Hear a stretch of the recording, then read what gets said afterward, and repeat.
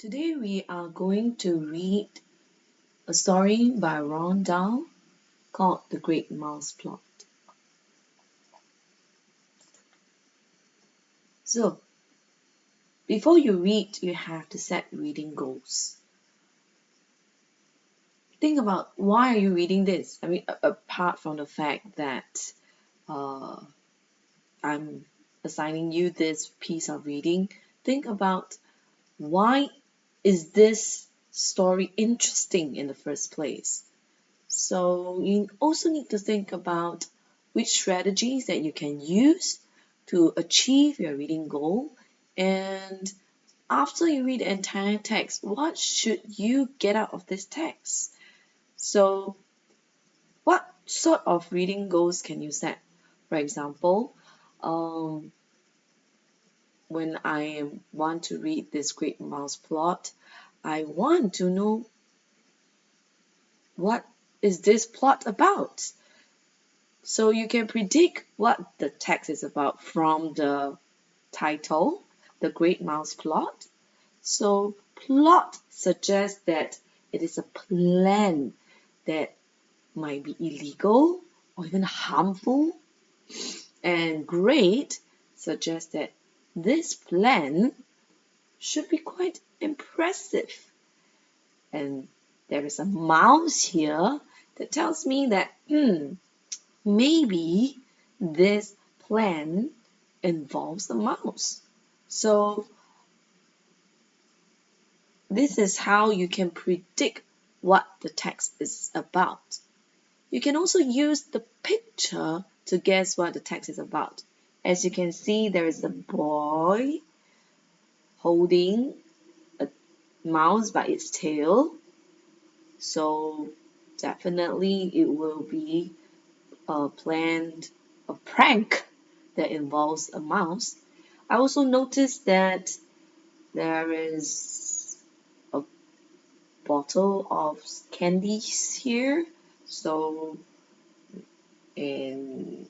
it might involve the candy, or there is a box here, and so definitely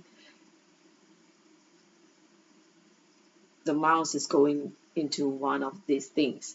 So this is how you can predict the text is about using the title, the pictures to guess what the text is about.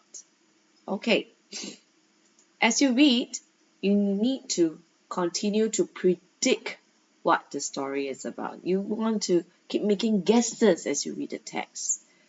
You can ask yourself questions such as, is my previous guesses correct? What might happen next? And how do you know that? Okay, one thing that is not very easy to do, but I want you to encourage you to do, is to infer. Try to read between the lines and guess what the writer has left unsaid. That means you need to think. What else is the writer saying, but not writing down in words, but want you to see. So this technique is also known as show not tell.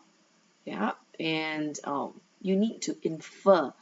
Why is this inference skills important? Because in the paper 2 comprehension questions, there are always inferential questions being asked. So you will need to have this skill of making inference. Okay, without further ado, let's start reading the Great Mouse Plot.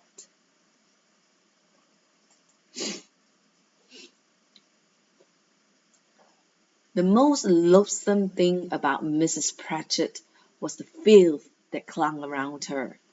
The mere sight of a grimy right hand with its black fingers digging an ounce of chocolate fudge out of a jar would have caused a starving beggar to go running from a shop. The other thing that we hated Mrs. Pratchett for was her nastiness. If we spent less than 6 pence, she would not even give us a bag. We got our sweets twisted up in a small piece of old newspaper. Therefore, you can well understand that we had it in for Mrs. Pratchett in a big way. So, who is this Mrs. Pratchett? As you can see from the clues here, she digs an ounce of chocolate fudge, and we spent less than 6 pence, got our sweets. Can you guess who is Mrs. Pratchett? Yes, Mrs. Pratchett sells candy. So she is the owner of a candy shop that the Ron Dahl and his friends visit. Okay, so in your mind's eye, can you picture how Mrs. Pratchett looks like? She has filth that clung around her, so filth means dirt. And grimy right hand with black fingers digging an ounce of chocolate fudge out of a jar. So can you imagine her fingernails? Inside, below the nails, it must be very dirty. How is Mrs. Pratchett like as a person? She must be quite nasty here, as you can see. So can you imagine how her face looked like? Okay. She might look very grim, unhappy, frowning kind of face. Okay, and she wears a dirty apron and dirty apron. So you can notice that the last line, therefore, you can well understand we had it in for Mrs. Pratchett in a big way. What does that mean? Let's recall the title of the story. What is it called? The Great Mouse Plot. And plot means a plan that is illegal. Okay, so who is the person that Ron Dahl and his friends are plotting against? Who is it? Could it be Mrs. Pratchett? So let's find out in the next paragraph. My 4 friends and I found a loose floorboard at the back of the classroom, and when we prized it up with a pocket knife, we discovered a big and hollow area underneath. This, we decided, would be our secret hiding place for sweets and other small treasures. Every afternoon, when the last lesson was over, the 5 of us waited until the classroom was empty.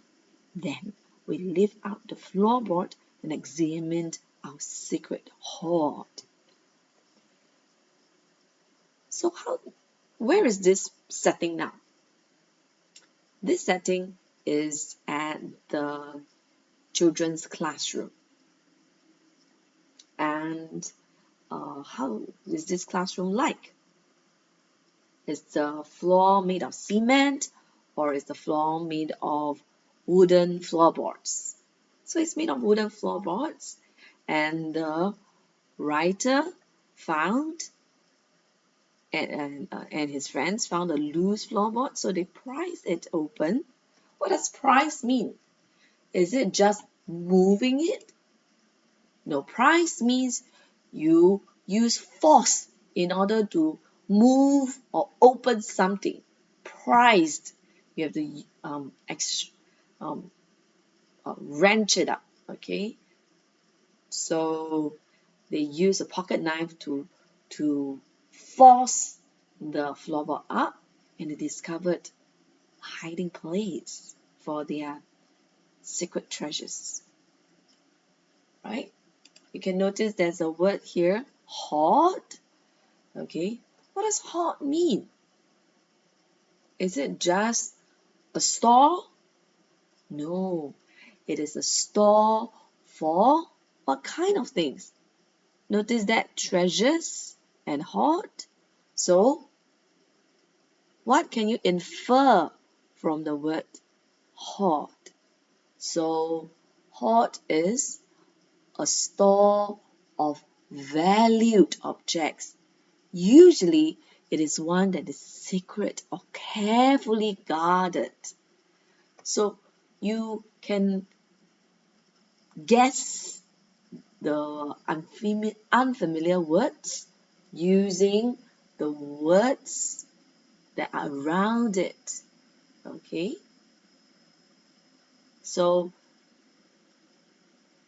if you're unfamiliar with any words, look at what are the other words next to or around this word. So, as you can see just now, the word is secret next to the word hoard. And that tells you that hoard means, okay, a store that is secret or carefully guarded. So, let's predict now. What do you think they discover in this secret hiding place? What do you think that they discover under the loose floorboard one day?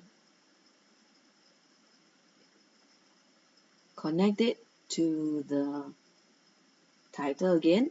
What is the title called? The Great Mouse Plot.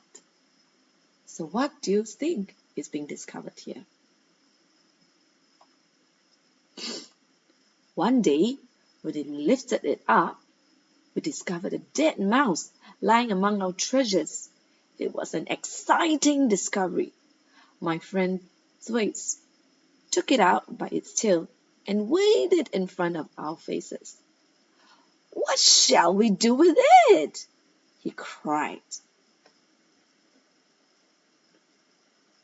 Predict now. What do you think they are going to do with the dead mouse?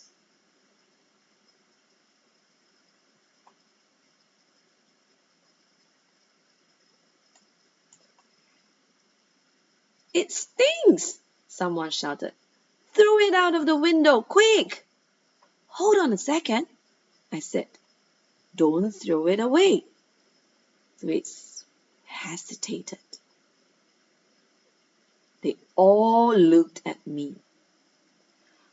I must tell you, therefore, that it was I, and I alone, who had the idea for the great and daring mouse plot. We all had our moments of brilliance and glory, and this was mine.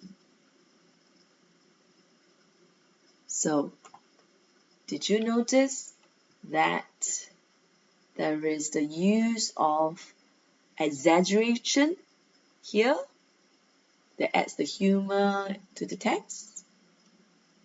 Okay. "Why don't we," I said, "slip it into one of Mrs. Pratchett's jars of sweets? Then, when she puts her dirty hand in to grab a handful, she'll grab a stinking dead mouse instead." So, did you notice the use of the sentence pattern here?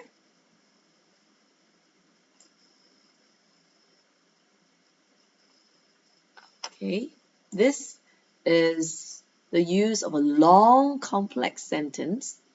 And what sense, what feeling does it convey? I must tell you, therefore, it was I, and I alone, who had the idea for the great and daring mouse plot. What feeling does it convey? Yes, the use of a long, complex sentence here conveys a sense of pride and self-indulgence. Okay. Let's predict before we move on. What do you think the writer's friends would say to this idea of putting a dead mouse into Mrs. Pratchett's sweet jars? What do you think they would do?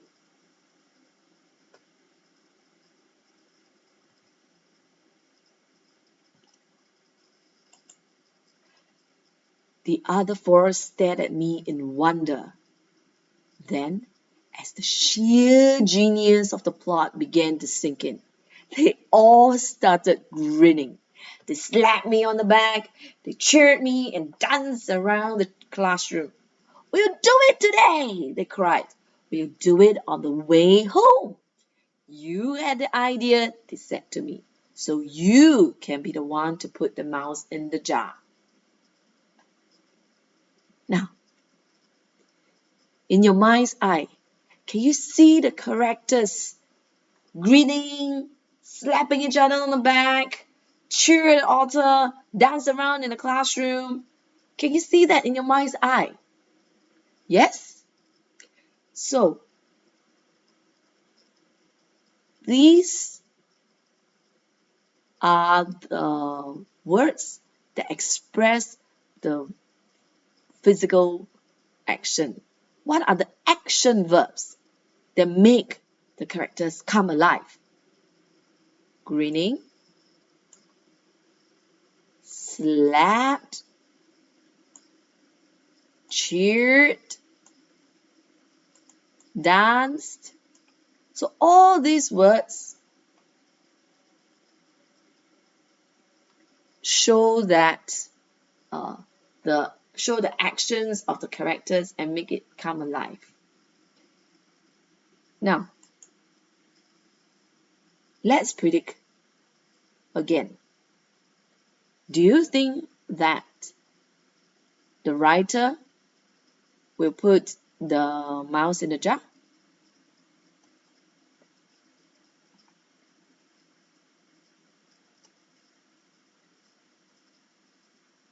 Okay, Twix gave me the mouse. I put it into my trouser pocket. Then the five of us left the school and went toward the sweet shop. We were tremendously jazzed up.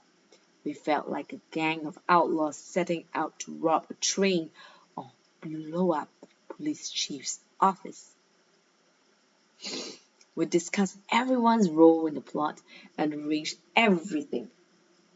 We were strutting a little as we entered the shop. We were the victors now, and Mrs. Pratchett was the victim. She stood behind the counter, and her small pig eyes watched us suspiciously as we came forward. So before we move on, let's take a look at the language here. So what does tremendously jazzed up mean? Tremendously means extremely. Jazzed up means they're very, very excited. Right? Now, I also want to point out to you the simile here. We felt like a gang of outlaws setting out to rob a train or to blow up the police chief's office. So, similes are used to create very memorable, vivid descriptions. And here, the simile contributes to the hyperbolical tone of this story. They are just going to put a rat inside a sweet jar. Is it something very dangerous or something that is illegal? So, why do they feel like that? Yes, they felt that they're doing something that is very dangerous. Okay, so next, I also want to point out to you what is strutting. Look at this action verb, strutting. What does it mean?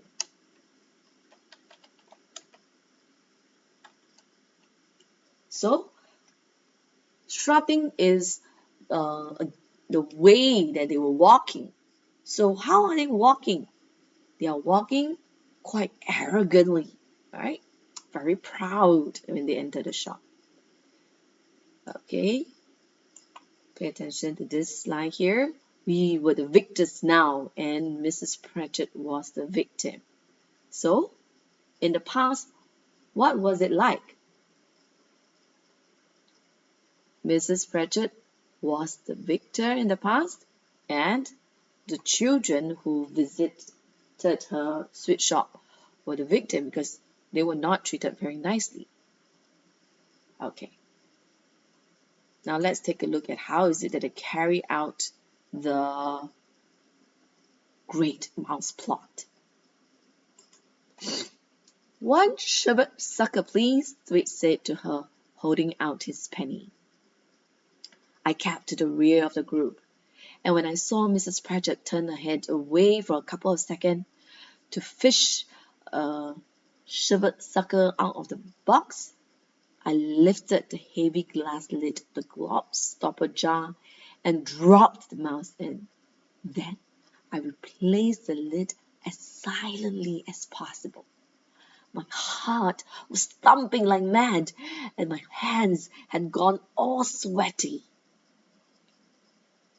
So, here you can see what is a sherbet sucker. So it's a type of sweet. And where did the writer go? Did the writer go to the front or did the writer go to the back? So rear means go to the back. And what does fish mean? Means take out, right? Here is a description of what the writer did to put the mouse inside the gobstopper. So as you can see from the picture here, okay, the gobstopper is a round, colorful type of sweet, right? And how did the writer put the lid back? Did he just drop it back very quickly? No. When the writer replaced the lid, he did it as silently as possible. So in other words, he did it quite slowly. Can you infer from that? Okay, now how does a writer feel? Can you read the description here again? My heart was thumping like mad and my hands had gone all sweaty. So the writer was very, very nervous when he was carrying out this dangerous task of the Great Mouse plot, planting the mouse in the gobstopper jar. We're going to reach the end of the story soon. Now, let's predict again. Do you think that the children were caught?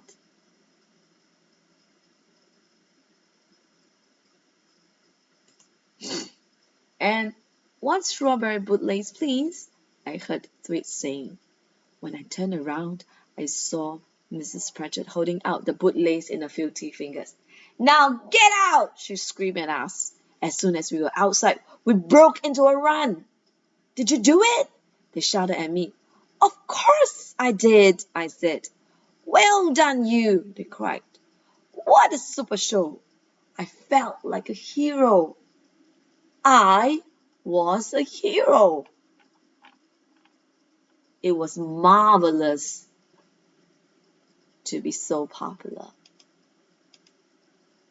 So, what does broke into a run mean? How did they get out of the sweet shop? Did they walk slowly or did they quickly rush out? How did they do it?